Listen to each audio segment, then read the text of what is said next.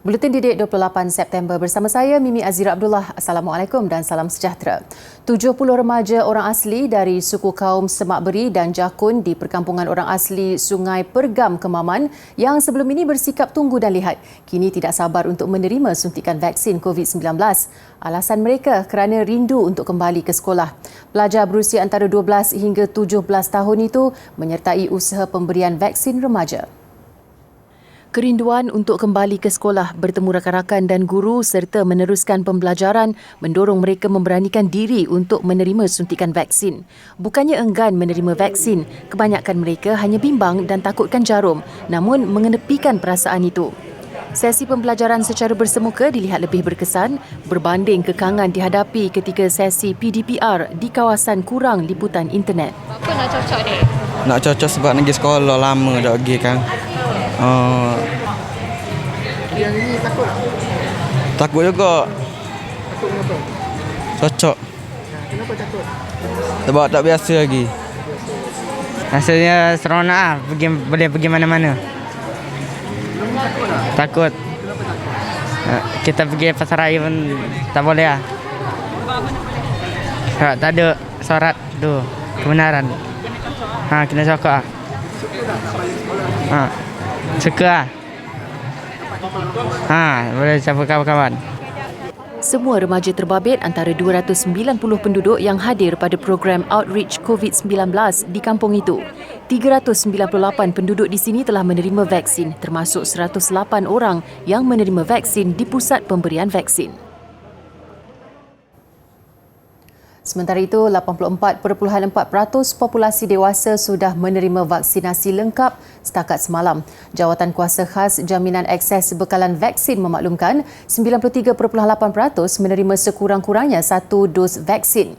Ini menjadikan jumlah kumulatif pemberian dos termasuk di negara ini lebih 42.6 juta.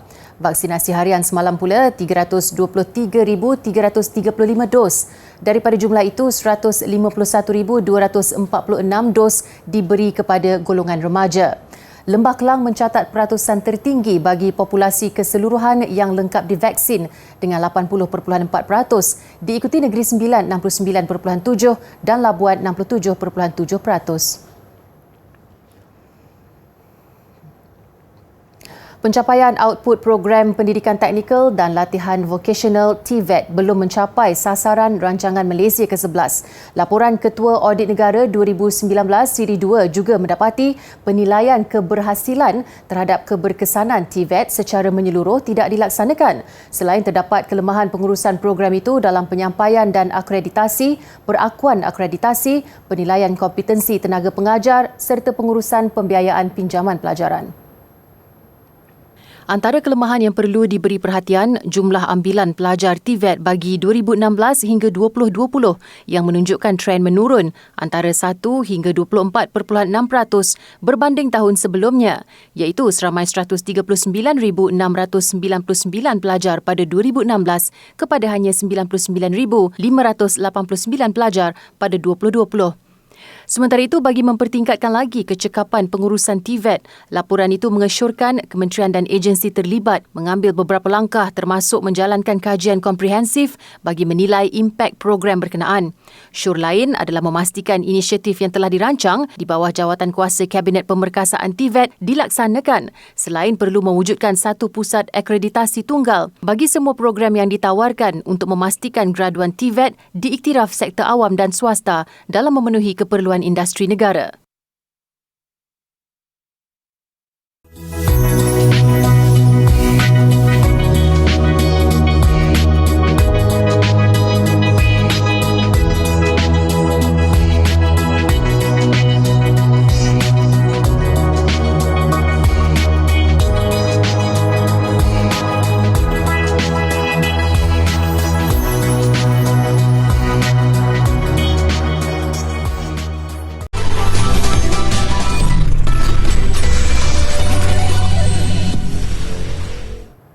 Bertemu kembali.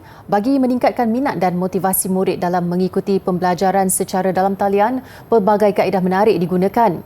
Fast Track Academy menganjurkan program tuition secara percuma yang dipanggil iGen Futuristic mengetengahkan pembelajaran berkonsepkan kreatif, interaktif dan simulasi. Tuition lain yang macam boring sikit. Tuition ni macam best lah. This so interesting, enjoyable. Dengan perubahan teknologi yang drastik, murid perlu dipersiapkan ke arah pendekatan menarik, interaktif dan engaging supaya dapat melahirkan generasi yang berdaya saing. Kelas berlangsung setiap hari Isnin hingga Rabu mengikut kategori masing-masing. Pihak Fast-Track bersama Jabatan Pendidikan Negeri Pulau Pinang dan pihak Majlis Guru Besar Pulau Pinang juga ingin memastikan semua murid di seluruh Pulau Pinang sentiasa on track dan sentiasa seiring dengan silibus sekolah agar tiada murid yang keciciran. Harapan kami, sekiranya program ini berjaya, kami ingin membantu lebih ramai murid bukan sahaja di seluruh Pulau Pinang, malahan di seluruh Malaysia selari dengan misi dan visi Fast-Track Academy, iaitu melahirkan pelajar yang mampu merangsang pemikiran kritis, komunikasi secara kreatif, bersahsiah, berkarakter, prihatin dan bersifat empati. Berlangsung selama 2 jam, kelas ini mendapat sambutan yang sangat menggalakkan. Setakat ini terdapat antara 200 hingga 400 murid yang mengikuti program. Kelas ini dapat memberi bimbingan tambahan kepada murid-murid yang hanya bergantung kepada PDPR. Kelas Aizen Futuristik ini menerapkan konsep berteknologi canggih dan menarik bersesuaian dengan Gen Z dan Alpha yang cenderung kepada pendekatan seperti game, kreatif, simulasi dan explore agar dapat menarik tumpuan mereka. Kelas ini dilihat memberikan lebih engagement, penerokaan secara interaktif dan pencarian kendiri kepada para murid berdasarkan situasi pembelajaran yang lebih mencabar pada masa kini. Sebagai warga pendidik, golongan ini perlu seiring dalam membimbing murid ke arah sistem pendidikan yang sudah berubah. Di dalam kelas bimbingan ini, murid-murid diajar dengan kaedah 3D yang mana visual dipaparkan membuatkan mereka mudah memahami proses berbanding aplikasi yang dipraktikkan dalam kelas. Bukan sekadar menguasai kemahiran dan pengetahuan, kelas ini juga bermatlamat mendedahkan murid dengan ciptaan kemahiran dan pengetahuan baru. Saya tanya awak, daripada 1 sampai 10 awak nak bagi berapa bintang? Berapa bintang?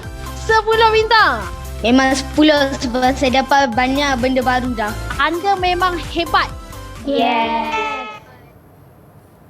Baiklah, selepas kehilangan kerja, Kamarul Arifin Abdullah cuma berehat selama 2 minggu bagi memenuhi tanggungjawab kepada isteri dan 6 orang anaknya. Dia kemudian menjalankan perniagaan membekal barangan basah terus sehingga ke pintu rumah dan tanpa disangka hari ini 18 bulan kemudian perniagaan itu masih mampu bertahan.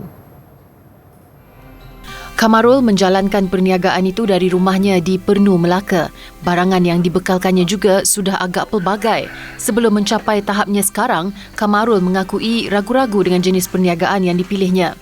Apatah lagi sebelum ini dia sudah selesa bergaji bulanan.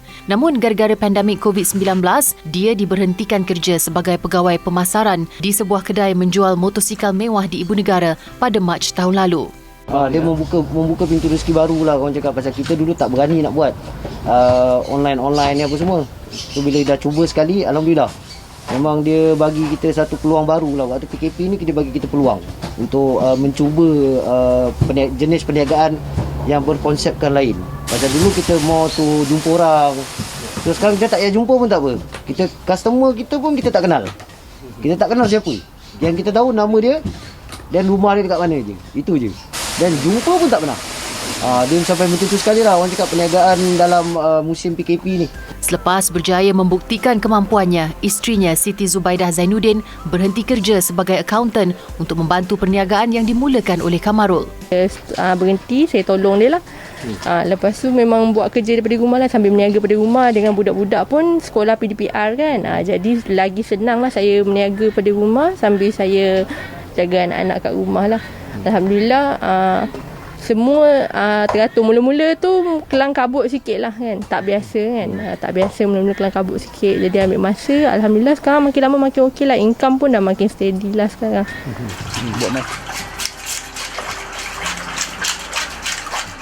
Ketika ini, Kamarul mempunyai 700 pelanggan tetap termasuk daripada premis perniagaan. Dan mungkin kerana itu juga, Kamarul mampu menggaji sehingga 6 orang penghantar makanan yang bekerja sepenuh masa dengannya.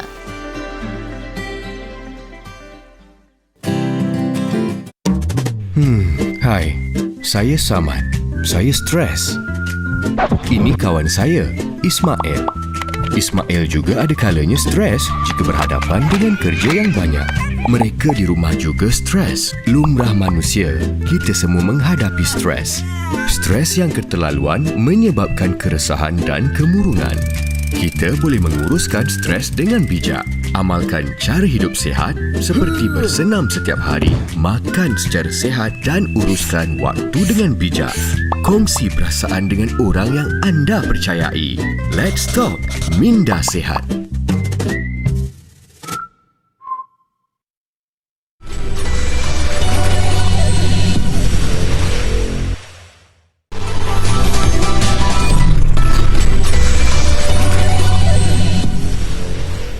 Masih bersama Buletin Didik, seramai 10,317 individu diisytihar muflis sepanjang Perintah Kawalan Pergerakan PKP sejak Mac 2020 hingga Julai lalu. Perdana Menteri Datuk Seri Ismail Sabri Yaakob berkata, berdasarkan statistik Jabatan Insolvensi Malaysia, Selangor merekodkan jumlah individu tertinggi diisytihar muflis iaitu 2,555 orang.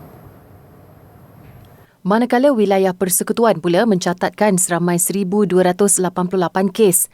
Dalam jawapan bertulisnya di Parlimen, Datuk Seri Ismail turut memaklumkan 1,246 syarikat gulung tikar sepanjang tempoh berkenaan. Bagaimanapun tiada rekod mengenai jumlah pekerja yang diberhentikan.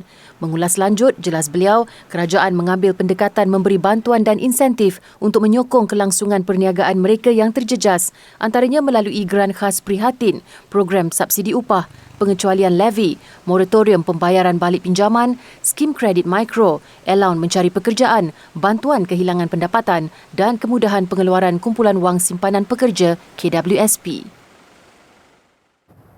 Seterusnya, 807 nahas jalan raya yang melibatkan pemanduan lawan arus direkodkan dari Januari hingga September tahun ini.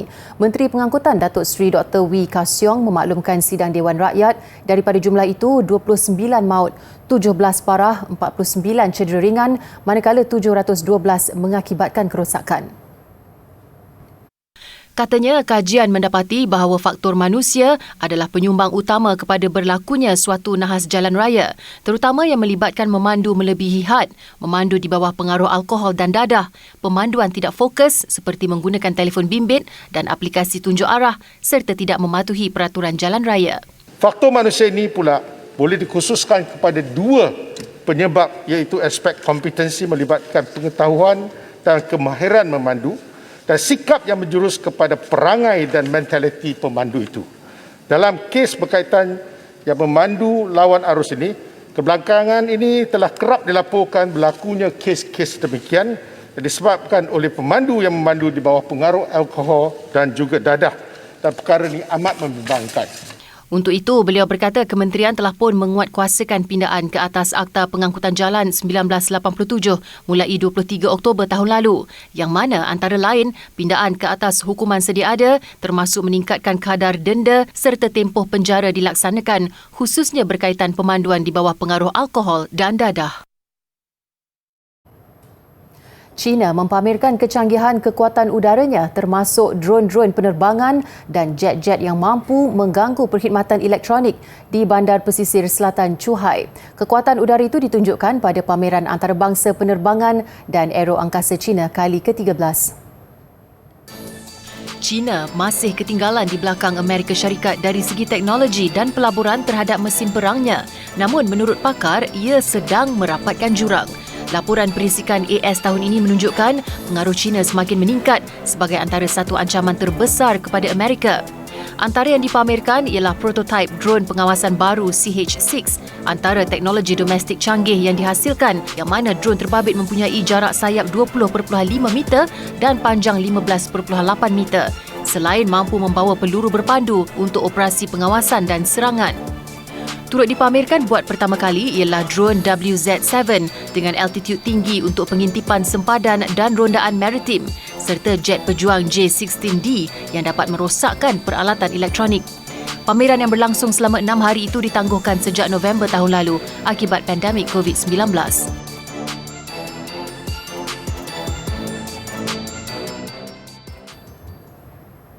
Ini pula sebuah syarikat pembangunan teknologi di Turki yang berjaya menghasilkan smart diaper atau lampin pakai buang pintar. Ia mampu mengesan sebarang jangkitan air kencing si pemakai hanya dalam tempoh 5 minit.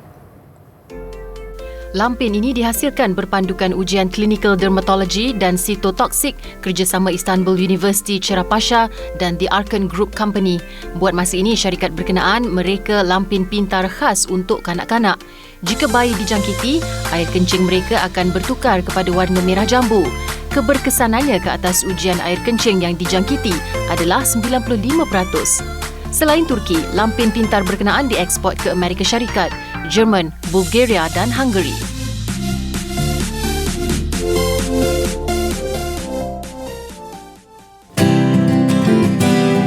Pernahkah anda perhatikan pergerakan semut sewaktu ia berjalan dan jumpa semut lain?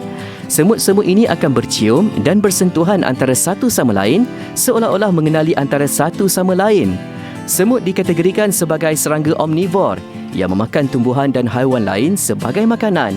Terdapat lebih 10,000 spesies semut di seluruh dunia. Semut boleh mengangkat dan membawa 3 kali ganda daripada beratnya sendiri. Lebih menarik lagi, selama 50 juta tahun, semut adalah haiwan yang paling teratur dan bekerjasama.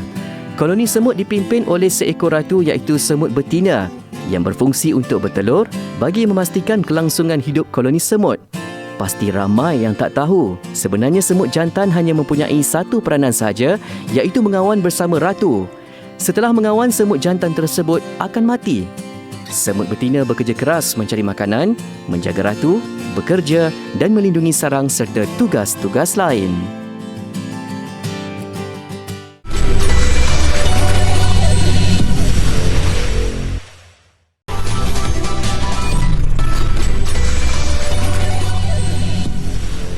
Sukan, Malaysia akan turun menentang Mesir malam ini dalam aksi kedua kumpulan D Badminton Piala Sudirman di Vantaa, Finland. Selepas menewaskan England dalam pertarungan sengit yang berakhir 3-2 semalam, di atas kertas aksi menentang Mesir dijangka lebih mudah buat Malaysia. Apapun negara perlu menang untuk mengesahkan tempat ke suku akhir terlebih dahulu sebelum beraksi menentang pasukan pilihan Jepun dalam saingan terakhir kumpulan Khamis nanti. Walaupun menampilkan keputusan kurang meyakinkan, kejayaan pasukan muda negara menewaskan England tetap dilabel pencapaian cukup baik. Momentum ini pastinya mahu diteruskan menentang Mesir jam 9 malam ini. Namun perlu juga waspada kerana lawan yang tewas 0-5 kepada Jepun semalam pasti tidak mahu keputusan serupa berulang menentang skuad negara kelak. Pengarah Kejurulatihan Persatuan Badminton Malaysia BAM, Wong Chung Han mengingatkan pemain supaya tidak mengambil mudah lawan sambil menuntut fokus tinggi sekalipun dijangkakan beberapa pemain utama akan direhatkan malam ini. Memang kita mempunyai kelebihan tapi kita akan cukup terus fokuslah untuk dan bersedia untuk bertemu dengan mereka lah. Itu saja kita boleh persediaan yang kita boleh buat lah. Ya, kita akan fikir terlalu lanjut lah. Semalam, Malaysia membuka tirai kejohanan berpasukan campuran Piala Sudirman dengan langkah kanan dengan kemenangan pertama kumpulan D. Skuad negara mendahului 3-0 menerusi beregu campuran Hu Pangron Chia Yi Si, perseorangan lelaki Lee Zi Chia serta beregu lelaki Aaron Chia dan Soh Woo Yik. Bagaimanapun, aksi cemerlang itu gagal diteruskan sandaran wanita menyaksikan pemain perseorangan S. Kisona dan beregu Perli Tan M. Tina tewas kepada lawan masing-masing untuk England bangkit mencemaskan kem negara.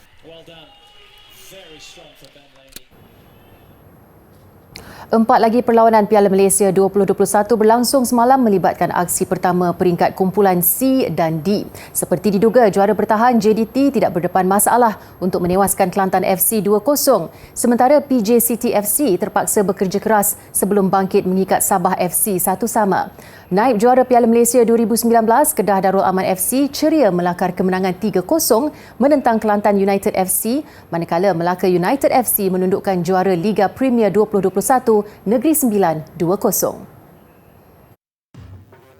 JDT nyata beraksi garang ketika turun melayan kunjungan wakil Liga Premier Kelantan United di Stadium Sultan Ibrahim Iskandar Puteri. Seawal minit ke-11, JDT sudah melancarkan serangan berbahaya ke kubu pelawat, namun tandukan pemain pertahanan Shane Lowry tidak menepati sasaran. Selepas beberapa kali mengasak, JDT akhirnya berjaya menyingkap gol pembukaan selepas Arif Aiman Muhammad Hanapi dikasari Muhammad Ghaffar Abdul Rahman dalam kotak penalti. Peluang itu mudah disempurnakan penyerang berbisa tuan rumah Bergson Da Silva minit ke-30. Kekal 1-0 sehingga tamat separuh masa pertama, JDT tidak mengambil masa lama untuk menggandakan jaringan sebaik babak kedua bersambung. Umpanan menarik Muhammad Daniel Amir Nur Hisham dari tengah padang berjaya dimanfaatkan pemain sayap kebangsaan Safawi Rashid minit ke-49.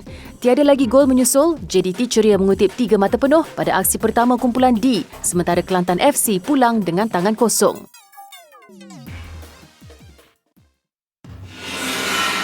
Sementara itu, dalam aksi kumpulan C, juara 5 kali Kedah Darul Aman FC melakar kemenangan 3-0 ke atas Kelantan United FC di Stadium Darul Aman Al-Ustar. Tuan rumah membuka tirai jaringan minit ke-14 menerusi Syazwan Zainon selepas memanfaatkan kesilapan penjaga gol pelawat Muhammad Fikri Cik Soh. Minit-minit akhir separuh masa pertama, KDA FC menggandakan jaringan, kali ini melalui Cece Kipre. Masuk babak kedua, KDA FC tambah selesa apabila Syazwan sekali lagi mencetak nama selaku penjaring minit ke-58. Kekal 3-0 sehingga tamat masa permainan, KDA FC ceria memungut 3 mata pada aksi pertama peringkat kumpulan C. Baiklah, paparan lukisan dan hasil seni yang menghiasi dinding jalanan di Rabat Maghribi mengakhiri Buletin Didik. Saya Mimi Azira Abdullah, salam hormat dan jumpa lagi.